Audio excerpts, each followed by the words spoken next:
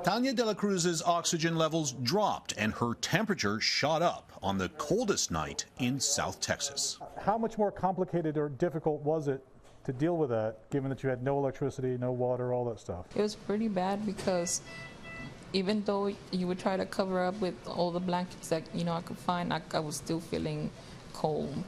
And so you had chills. Yes, and then the cough. I mean, the colder it is, the more prone the attacks come.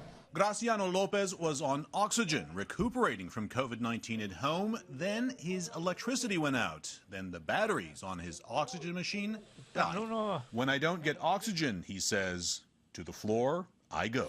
Sandra Aguirre is on the mend. Now she's worried about 3 other family members who have COVID-19. For 2 days, my family had to rent a hotel just to stay warm, she says, and I was here, and all I could do was worry about my kids. Houston's United Memorial Medical Center, a hospital CNN has twice visited as the pandemic raged, is seeing fewer patients today. One concern, the storm may produce another spike in cases. They didn't care about COVID.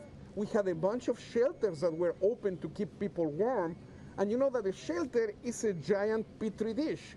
So I do expect that in the next few days, we're going to have a small spike in the number of cases. Like many hospitals, UMMC lost power and water, pipes burst, but staff worked right through the worst of it. Anita Pandy's home is still unlivable. Her family now with relatives. Looking at those patients who are actually looking towards us to make sure we take good care of them, even though they knew we had an emergency, make sure we support 100% and provide both medical and emotional care was above my own personal concern. This is all from our spare bedroom. Althea Juarez's husband just got over COVID-19. This was our master bedroom, our master bathroom, and our 2 walk-in closets. And like so many Texans, now this. When we came home, we discovered a waterfall right here, and it also had collapsed in my closet.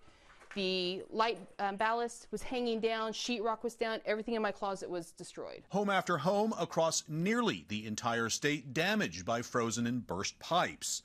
We met Mike Phillips 4 years ago on a boat in flooded Houston neighborhoods after Hurricane Harvey. He says this is worse. It's widespread across Texas, and no one was spared these busted pipes, whether you lived in Lubbock, Texas, or you live here in Houston, Texas.